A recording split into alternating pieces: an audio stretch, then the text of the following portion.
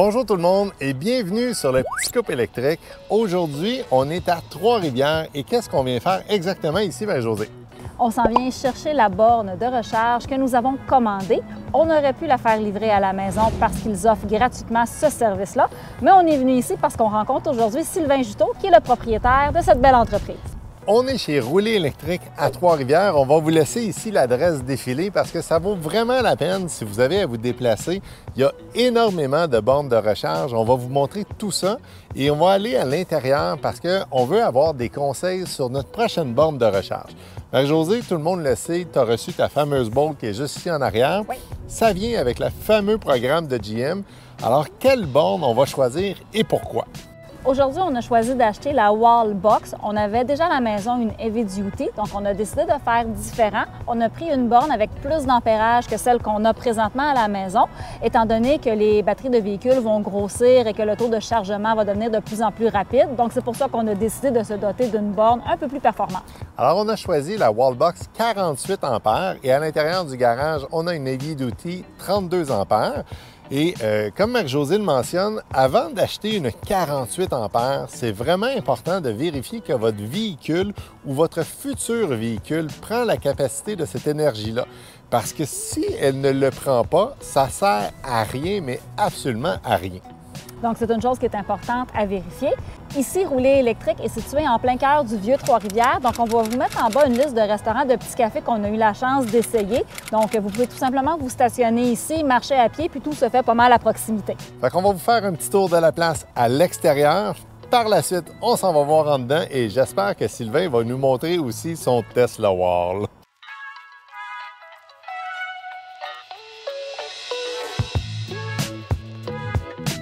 Salut Sylvain! Salut mon ami, comment il va? Ça va super bien. Écoute, Sylvain Juteau de Rouler électrique, on est présentement chez toi à Trois-Rivières.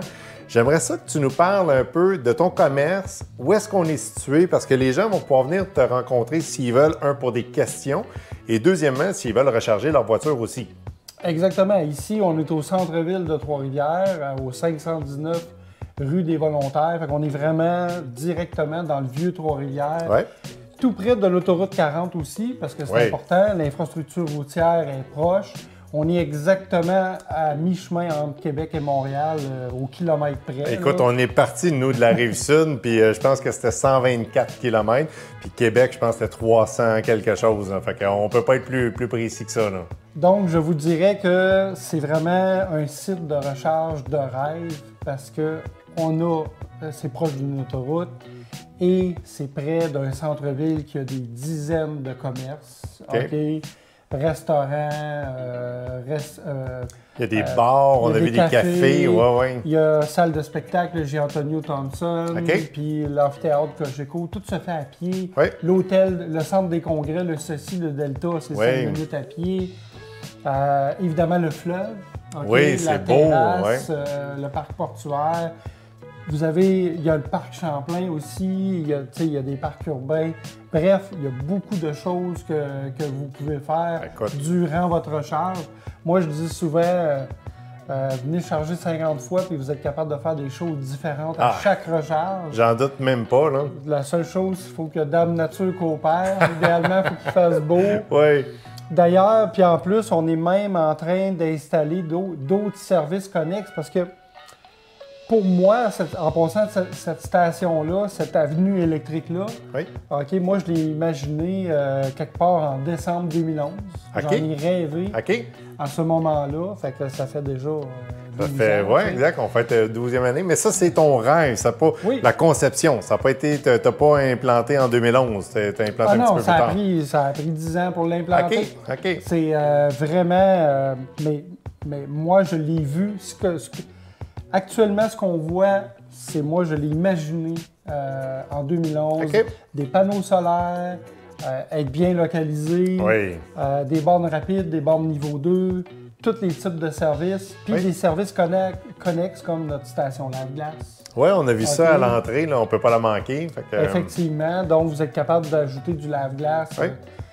Moi, je ris un peu parce que je dis, le lave-glace me coûte plus cher que le carburant dans mon auto électrique.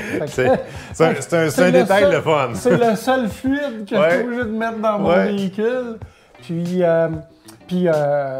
les panneaux solaires aussi. Oui, mais je voulais qu'on en parle. L'énergie solaire, les carports. Oui. La table de pique-nique solaire, oui. Avec notre petite terrasse. Ça, on l'a vu, tu avais fait une vidéo là-dessus. Oui. Moi, la question que j'ai sur les panneaux solaires, justement, est-ce que ça fait en sorte que tu peux recharger les voitures à 100 non. ou non? C'est ça, tu as de l'électricité d'Hydro-Québec qui rentre quand même. Là. Ah oui, on est en mesurage net. Puis c'est important d'être raccordé à Hydro-Québec. Moi, ceux qui disent « Ah, moi, je rêve d'être off-grid », ben too bad. Ça marchera pas. Ben ça va marcher, mais c'est parce que le surplus d'énergie que tu vas produire, tu vas le perdre. OK. OK? Tu ne seras pas capable de l'injecter ailleurs. Je comprends. Fait que toi, tu le retournes à Hydro-Québec, puis ils te refacturent, ils te redonnent des rabais ou ils te donnent... Oui, absolument, absolument. Puis c'est vraiment important de le faire parce que dans des conditions idéales, on peut aller chercher un 15-16 kW. Oh, quand même! Mais là, si ça donne qu'il n'y a personne qui charge, bien, c'est sûr que j'ai un surplus. OK. Si j'étais off-grid, bien, les panneaux solaires arrêteraient de produire. Oui. Parce qu'il faut la mettre quelque part, cette électricité-là. Il faut la storer quelque part. Oui, j'ai 2 Powerwall, mais les Powerwall, on parle de 27 kWh. OK. C'est pas... Tu sais, ça joue son rôle de backup, mais c'est pas long que c'est rempli. Là, quand tu produis à 15 kW, ça prend 2 heures, tu as 30 kWh de produit. E-boy. Fait que, tandis que être accordé sur Hydro avec ses barrages, c'est comme une batterie illimitée. Okay? Tu n'as jamais besoin de stocker, toi tu retournes, fait que c'est automatique. C'est une batterie propre. Wow. N'oubliez pas, c'est des barrages, c'est des énergies renouvelables. Exact. Donc, il faut s'interconnecter. Puis moi, je trouve ça dommage que on ne fait pas plus la promotion de l'autoproduction, que tous les citoyens puissent devenir producteurs d'énergie. Oui, mais... Puis là, c'est un peu tabou. Oh non, regarde, on va faire des champs solaires. Oui. Mais pourquoi, à chaque fois qu'il se construit une maison, arrêtez de mettre des bardeaux d'asphalte? Je suis d'accord avec toi, mais est-ce que tu sais à peu près combien pourrait coûter pour une maison? Comme nous, admettons, on a un petit bungalow. Est-ce que c'est quelque chose qui est vraiment dispendieux ou selon toi, tu vas rentrer dans ton argent quand même dans les 10-15 ans suivants? Moi, je rentre dans les 10-15 ans. Mais le problème, c'est que, je vais te donner un exemple. Ta maison est déjà construite. Oui. C'est des bardeaux d'asphalte. Oui. Faits à base de pétrole, d'ailleurs. Oui. Pas très écologique. Pas très écologique, puis que tu es obligé de changer aux 10-15 ans. Fait que là, tu installes des panneaux solaires. Moi, je vais te dire, si tu as des bardeaux, enlève ça. Mets un toit en aluminium. Parce que tu as beau mettre des panneaux solaires, tes bardeaux, ils sont à changer aux 15 ans pareil. Oui. Mais là, ça va devenir plus compliqué de changer tes bardeaux parce qu'il va falloir que tu enlèves tous tes panneaux à chaque fois. Oui. Tu les déconnectes à chaque fois. Oui. OK? Puis après ça, tu réinstalles tes bardeaux neufs, puis tu recommences. Voyons donc. Moi, je vais te dire, mets un toit en tôle, mets un toit en aluminium, qui va durer 100 ans, qui va durer la même durée que tes panneaux solaires. OK. Puis mets tes panneaux solaires. Puis là, toit solaire, bien ça, il y en a qui disent toit solaire, comme ça, on a juste une étape à faire. Oui, mais écoute, moi j'ai vu des 200 000 $ que Tesla charge pour faire ses toits solaires. Oh boy! Là, quand c'est rendu, ça coûte plus cher que la maison. Non, mais non, c'est ça, là, ça marche pas. Mais tout ce que je dis, c'est que c'est en faisant plus que les technologies vont s'améliorer, que les coûts vont baisser. Okay. Mais juste des panneaux classiques, j'en reviens, si tu le fais pendant que tu construis ta maison, parce que les panneaux eux-mêmes ne sont pas si chers que ça. Là, on parle de 400-500$ du panneau. 20 panneaux, tu vas aller chercher 80 % de ta consommation. Wow. Okay? 80 % de la maison fonctionnelle, incluant sécheuse, lavage, si tu as une piscine, etc. Oui, les panneaux 500, parce que là, les panneaux sont rendus 500 watts du panneau. Wow! Fait que c'est pas ça qui est cher, c'est de l'installer. OK. OK? La main-d'œuvre, pénurie de main-d'œuvre. C'est clair. Puis là, c'est la main-d'œuvre spécialisée. Mais tu construis ta maison, l'entrepreneur, il est là. OK? Soit de mettre ça, mets donc mes panneaux. Ouais.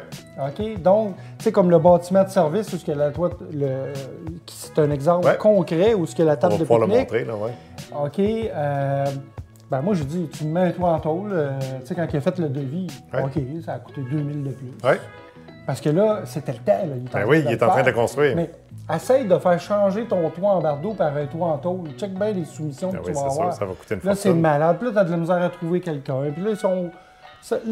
regarde, mais si tu le fais quand tu construis, tu le fais déjà correctement. Ouais. Puis moi, si j'étais le gouvernement, j'obligerais que toute construction neuve soit avec des toitures durables. Là, chez moi, avec les panneaux d'asphalte. Je suis d'accord. Je peux te dire qu'il y a des pays comme en Europe que... Oui, en Norvège, je pense qu'on a vu. Là, ouais. C'est obligatoire là, de mettre de quoi de durable, puis qui n'est pas fait à base de pétrole. Non, exact. Idéalement.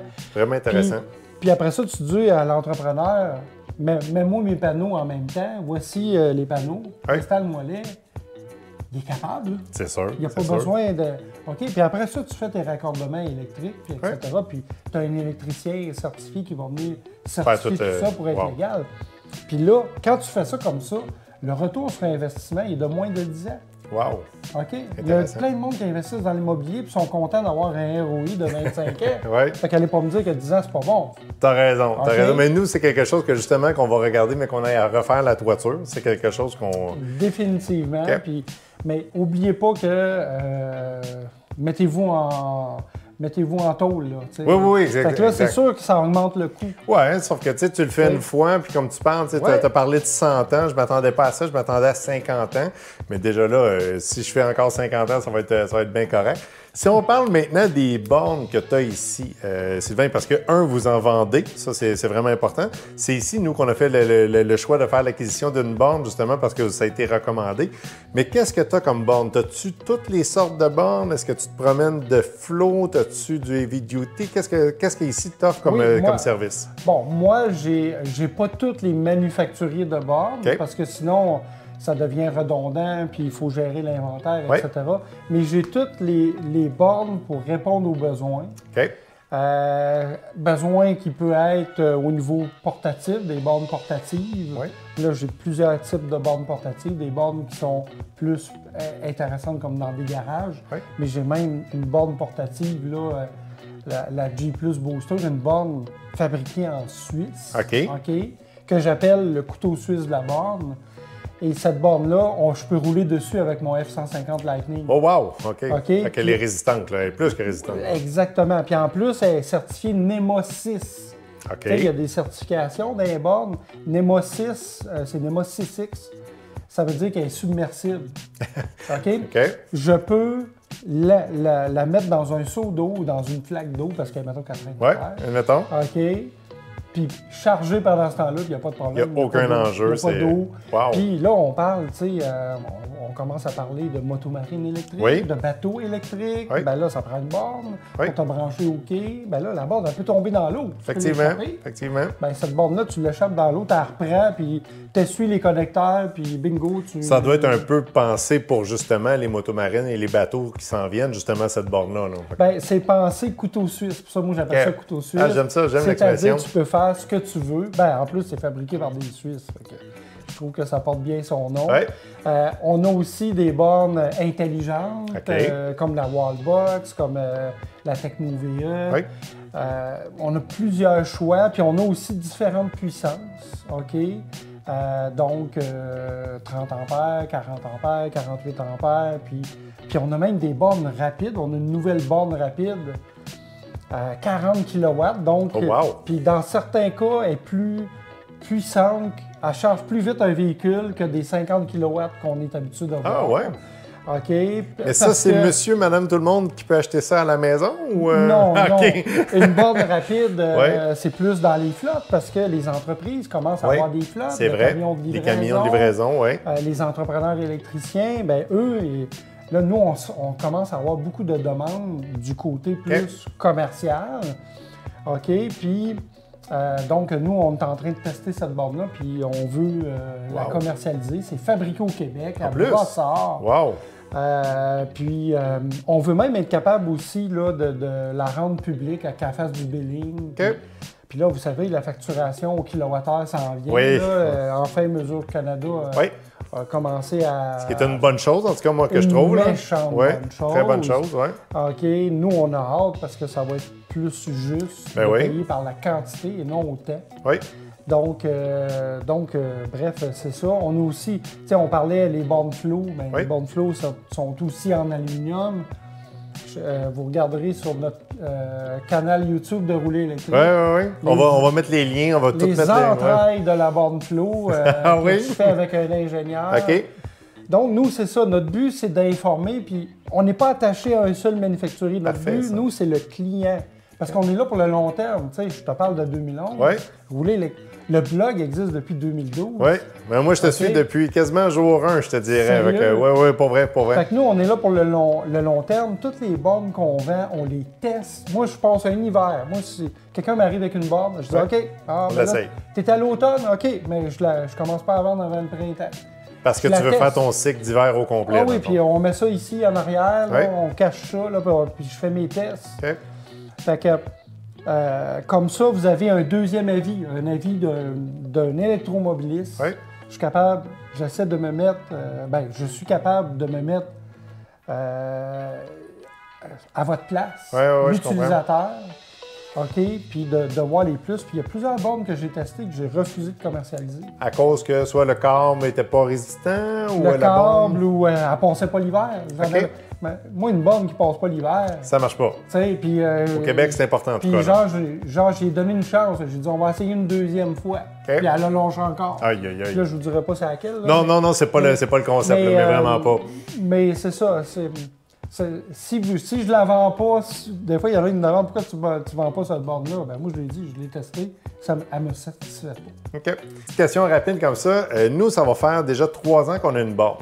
Premièrement, est-ce que tu penses qu'une borne a une durée de vie? Est-ce qu'on doit changer une borne d'ici 5, 10, 15 ans? Puis la deuxième question, qui est une sous-question, est-ce qu'une borne peut perdre soit de la puissance, de la performance selon toi?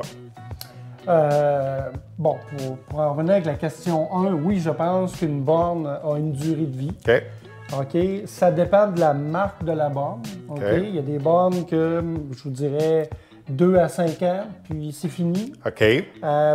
Ils ont été... C'est un peu comme des bornes jetables. OK. OK. Donc, on n'est pas capable d'avoir les pièces. Le manufacturier fait exprès. Il ne fournit pas les pièces, il ne fournit pas le câble. Okay. Je fais quoi quand je veux changer le câble? Faut que tu changes la borne. 80% des bris d'une borne, c'est le câble. OK. C'est quoi qui peut arriver? C'est quoi, le câble va tortiller? Le câble va... C'est ça, tu sais, on manipule le câble. Il y a beaucoup de fils à l'intérieur. Il y a un fil de communication. Il y a les fils de puissance aussi. Puis là, on roule, déroule. Il y en a qui font la gaffe de dire « Ah, ben là, elle est dans mon garage. Passe ça par... Tu sais, je veux charger dehors. Passe en dessous de la porte de garage. Ouais, il y a un caoutchouc sur la porte de garage. Mais puis là, à un moment donné, ça lâche. Oui. Puis quand le fil, il lâche, quand il y a un fil qui lâche, là, ça ne marche plus. Ça ne veut plus charger. Puis tu n'as pas le choix. Tu es obligé de changer le câble et le pistolet au complet. Wow. Fait que c'est aussi cher que changer. Puis là, la pièce est rendue 300-400 $. Aïe. OK? Mais au moins, je me dis, il y a certains manufacturiers, comme la borne Flow, par exemple, OK, que c'est facile de changer le câble. OK? Bien, au moins, il y a moins d'obsolescence programmée, parce que c'est pas écologique de l'obsolescence programmée. Puis juste pour nos auditeurs, c'est facile de le changer par un électricien certifié. Oui, définitivement. C'est à éviter de faire soi-même. Oui, exactement. Mais moi, je prône pour ça, de pouvoir changer, d'avoir accès aux pièces. Mais il faut faire attention à ça. Puis évidemment, il y a la qualité de construction. Évidemment, une borne qui... des fois, c'est des plastiques de mauvaise qualité. Bien là, du plastique, c'est affecté par les rayons ultraviolets. Fait qu'à la longue, il va s'affaiblir, il va changer de couleur. Puis là, il va devenir moins étanche. L'eau va s'infiltrer. C'est sûr que de l'aluminium, c'est intéressant, c'est dur à battre. Puis il y a des bons plastiques aussi. Il faut faire attention, il ne faut pas dire que toutes les bornes en plastique sont... Puis en venant ici, toi, tu conseilles les gens avec justement ces critères-là. Tu vas leur dire, bien ça a été testé, un peu comme tu disais tantôt. Tu vas aller à la bonne place, puis moi, je donne juste, puis je demande à la personne c'est quoi qu'elle veut faire avec la borne. Puis je vous le confirme, on l'a vu, on a vu 2 clients juste avant qu'on arrive. C'est vraiment vrai, là, c'est pas du montage du tout. Il a commencé. La première question, c'est qu'est-ce que vous avez besoin, puis c'est quoi le véhicule que vous conduisez, parce que tantôt, on t'a même entendu dire « Ah, c'est peut-être pas la bonne borne », puis t'as emmené vers une autre borne. Moi, j'ai trouvé ça vraiment intéressant parce que tu vends pas nécessairement une borne, toi, tu vends un service à la clientèle. Exactement. Puis, c'est important de mentionner aussi que rouler électrique, on est une équipe. OK? Fait qu'il y a Sylvain Juteau, mais il y a une équipe autour de moi, puis on a tous la même philosophie. C'est le service personnalisé, le service conseil. Puis on n'est pas des peddlers. Non. Ouais, ben c'est correct. T'sais, on n'est pas genre, OK, là, on a une borne qu'on faut vendre celle-là. Puis... Non, regarde, on vous expose. si vous nous demandez conseil, laquelle vous préférez, bien, premièrement, je dis jamais c'est telle borne, je vais lui poser des questions en premier, parce que c'est quoi qu'il veut faire.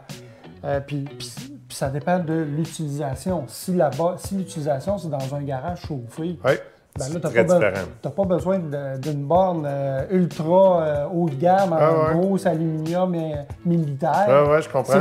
Ça peut quand même être bon, là. Des fois, les gens, ils veulent de quoi de future-proof aussi. On parlait, mais moi, je pense qu'il y a des bornes qu'on peut faire un 10 à 15 ans avec. Facile. C'est toujours, est-ce que les pièces vont être disponibles? Parce que 80% des bris, c'est le câble ou le pistolet. C'est quasiment sûr que à l'intérieur de 6-7 ans, que le câble va te lâcher. C'est pas pour rien que c'est juste 3 ans la garantie. Mais ça, on s'en doutait. Là, pour le câble, ceux qui donnent 5 ans, souvent, ils disent 5 ans, mais sauf le câble. Pourquoi? Justement.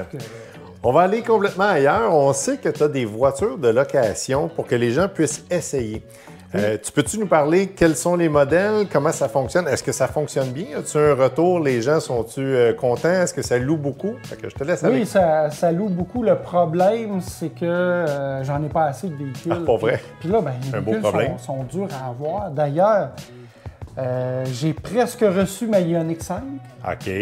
Ça veut dire quoi? Ça est au garage, mais ils ne peuvent pas te donner? Elle est construite. OK, elle est construite. Fait que tu as un numéro de NIV. Mais je l'ai réservé en septembre 2021. C'est pas croyable. Ça n'a pas de sens. Ça fait 18 mois.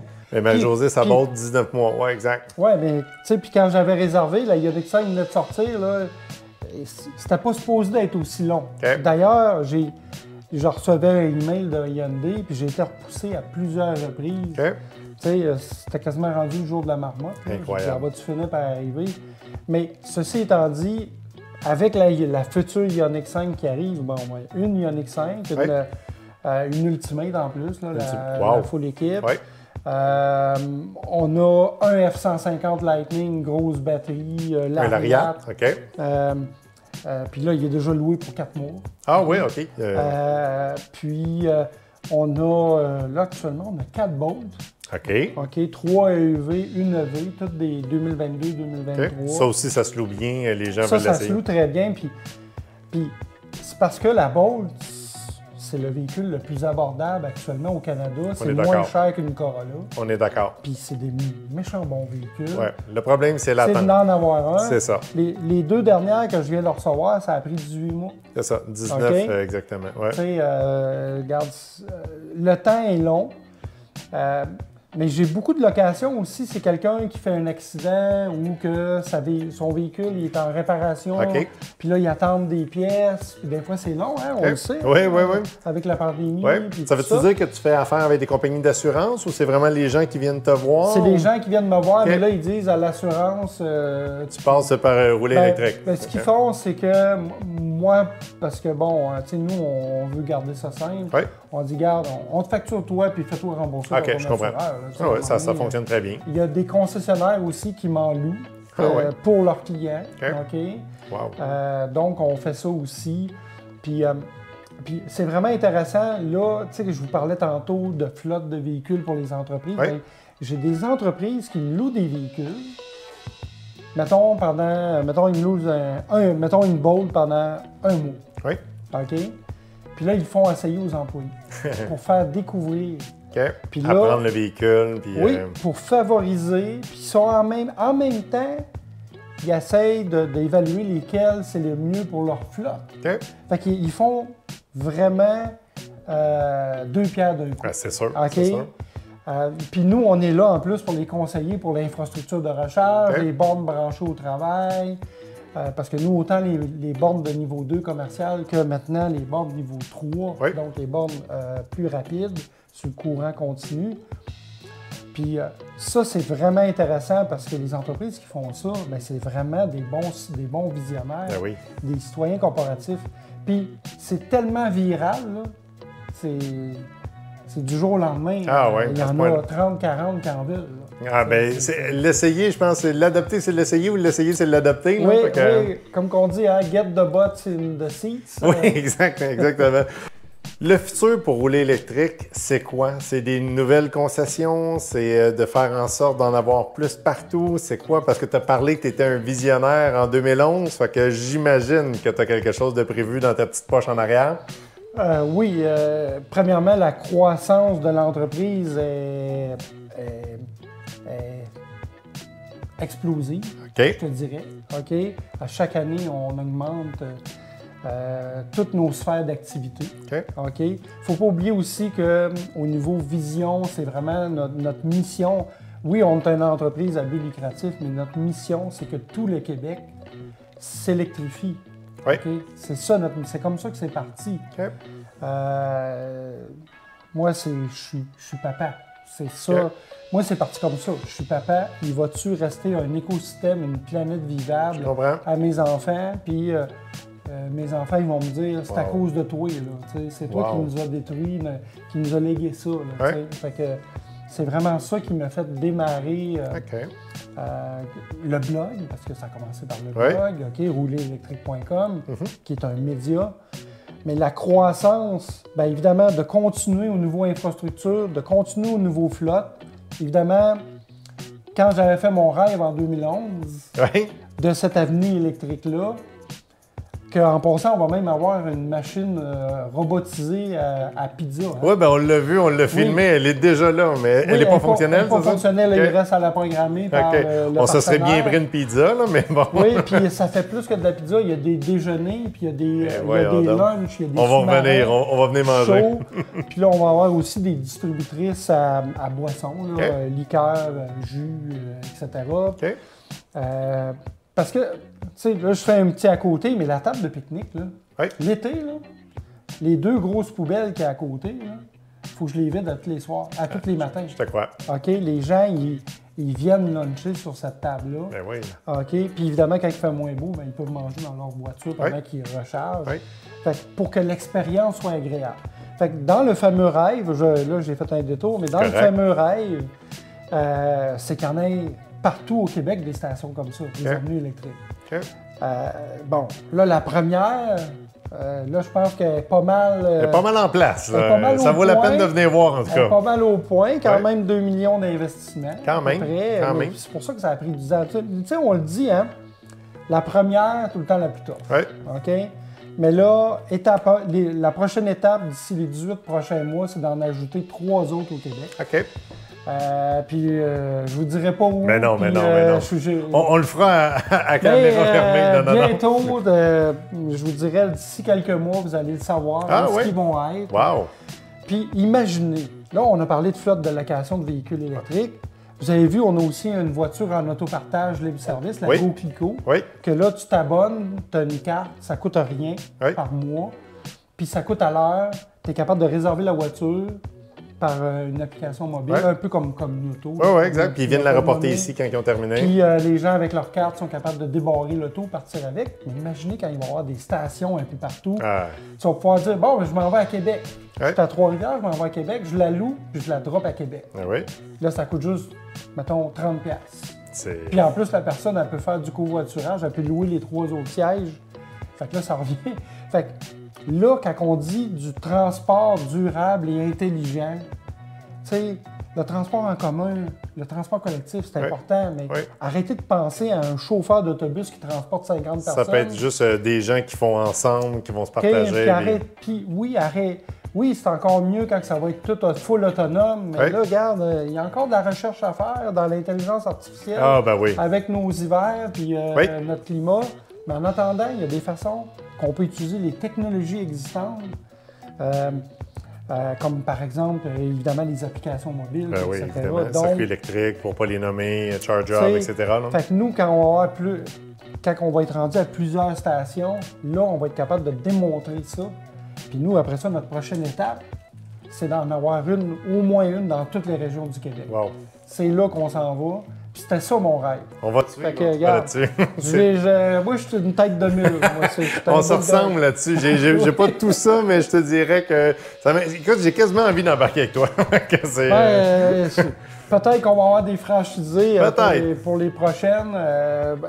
pas les trois autres. Les Oui, je trois autres, comprends. c'est rouler électrique qui va... Ça pourrait être un avenir, ça, justement, de peut-être franchiser c'est des la bannière. qu'on se pose, Ben oui, parce pourquoi pas. que, tu sais, à un moment donné, c'est de l'ouvrage, là, c'est de sûr. l'entretien.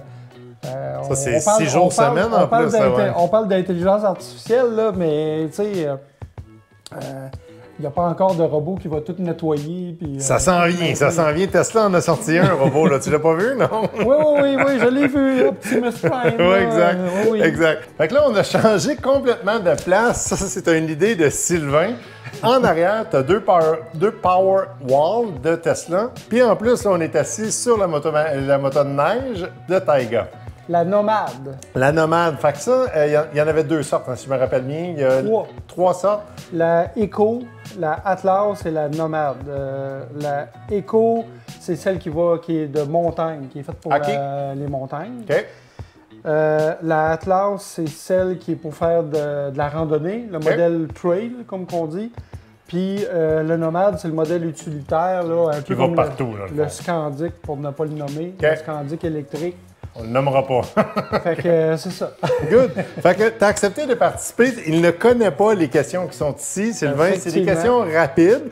Fait que tu me réponds instantanément. Tu vas voir, il n'y a pas de piège, je te le dis tout de suite. C'est juste pour le plaisir. Alors, j'avais mon papier.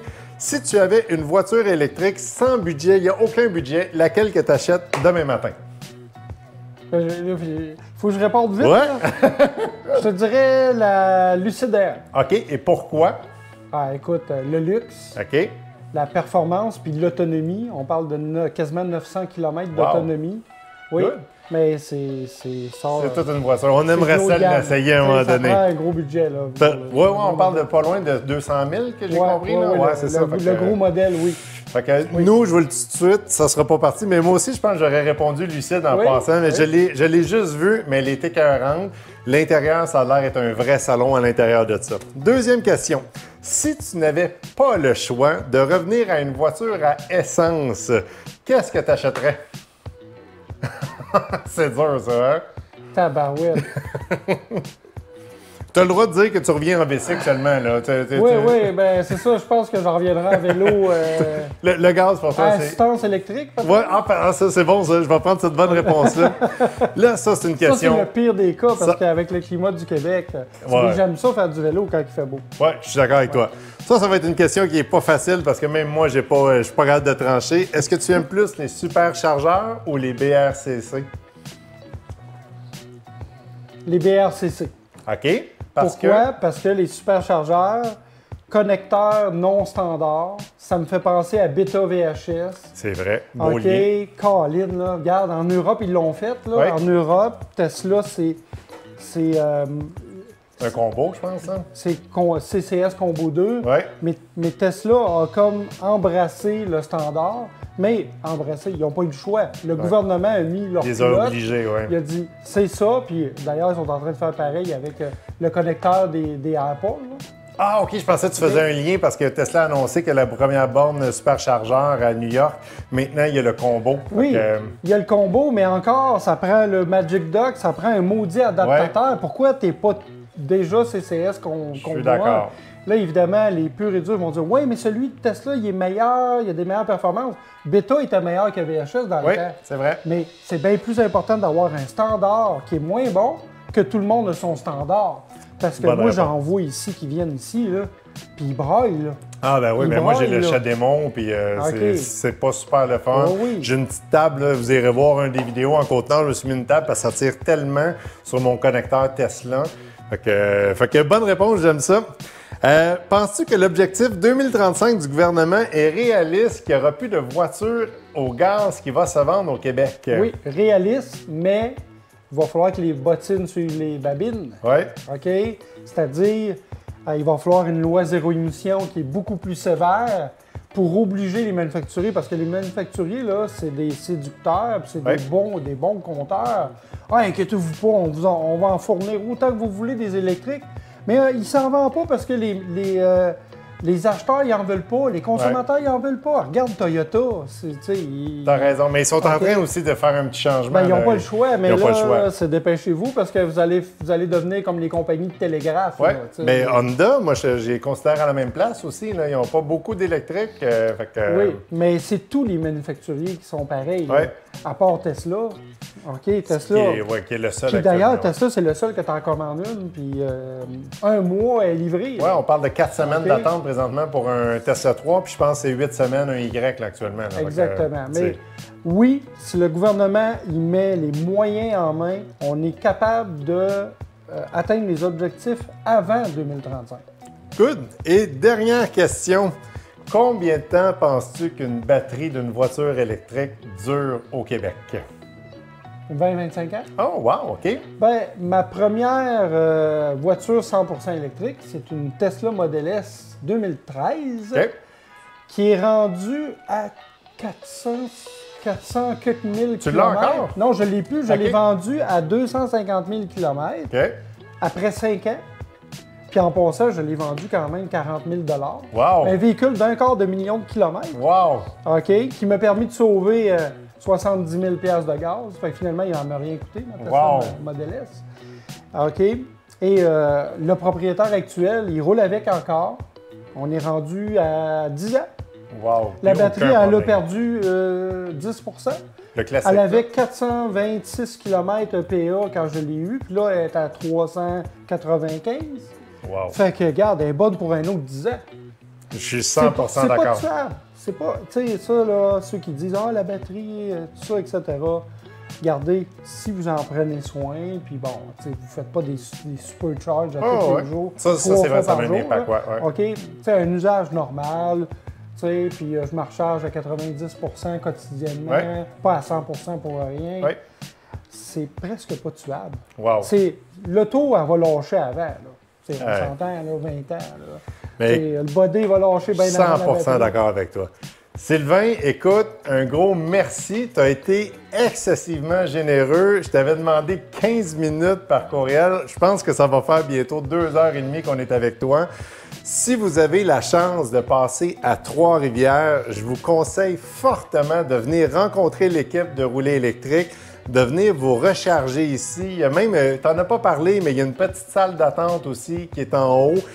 Les conseils, les bornes de recharge, si vous voulez avoir soit une deuxième borne, une première borne, venez faire un tour ici. Ils sont vraiment, mais vraiment sympathiques. Je te remercie beaucoup, mon ami. Ça fait plaisir, mon cher ami. On va sûrement se revoir au Salon de la voiture électrique de Montréal. Je ne sais pas si tu vas faire un tour cette année. On a un kiosque. Fait qu'on va se voir sur place.